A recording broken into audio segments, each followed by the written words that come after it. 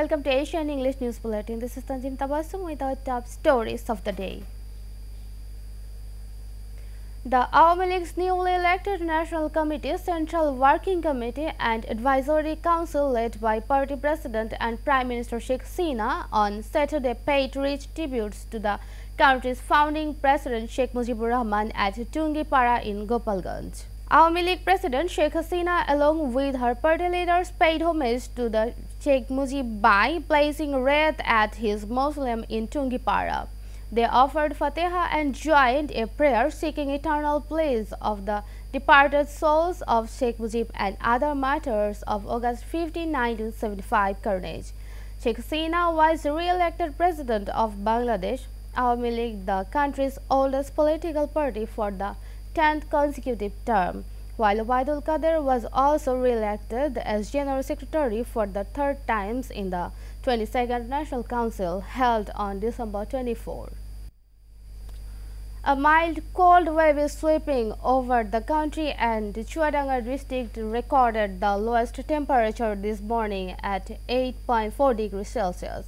The northern district has been recorded the lowest temperatures over the past few days in a row. The shivering cold is causing immense sufferings for low-income people, forcing them to stay indoors. This morning, Dhaka recorded lowest in the season, 11.5 degrees Celsius. Cold weather is disrupting day-to-day life in the country and the poor are the worst sufferers. Meanwhile, the hospitals in the district are overwhelmed with patients with cold-related diseases. Of the patients, the number of children and adults with cold-related diseases and diarrhea is high. At least 5 people were killed and some others injured as 4 vehicles collided in Madhopur Upazila of Hobiganj. The accident took place in Shahpur area on Dhaka-Sylhet highway at 2:30 am on Friday as 4 vehicles coming from 2 sides collided. The deceased are identified as Sadia and Habiba.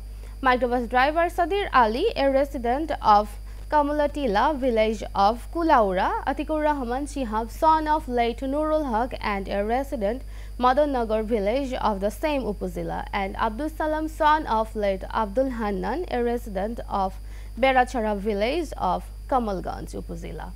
Police said due to dense fog in the night, the collision occurred among a truck, 2 microbuses and a dump truck. BNP's Dhaka South City unit on Saturday brought a rally protesting Dhaka court's order that asked to confiscate movable and immovable property of BNP acting chairman Tariq Rahman and his wife Dr. Zubaida Rahman in a corruption case. The procession started in front of the BNP Central Office in Naya Paltan at 12 noon. BNP Standing Committee member Gayeshwar Chandra Roy led the procession. Earlier, on January 5, a Dhaka court ordered the confiscation of movable and immovable property of BNP acting chairman Tariq Rahman and his wife Dr. Zubaida Rahman in a corruption case. It also asked the officer in charge of Cantonment Police Station to submit the progress report of the confiscation by January 19. According to the case description, on 26 September in 2007, the SEC lost the case with Kafrul Police Station for amassing properties worth Taka 4 crore 81,53,561 through illegal means and concealing information in wealth statements.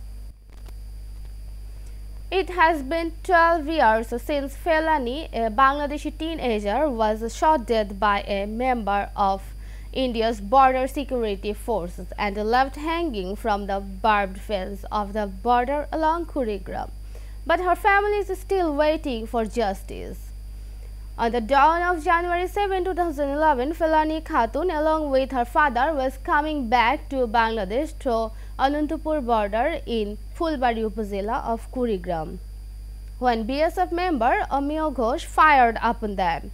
Her father Nurul Islam had managed to cross the fence, but Felani was killed on the spot and her body was left hanging on the barbed fence for 4.5 hours. public prosecutor of Kurigram Judge Court and human rights activist S.M. Abraham Lincoln, said Manobadhikar Surakha Mancho, a human rights platform of India, on July 13, 2015, filed a writ petition with the country's Supreme Court seeking justice and compensation for felonious killing.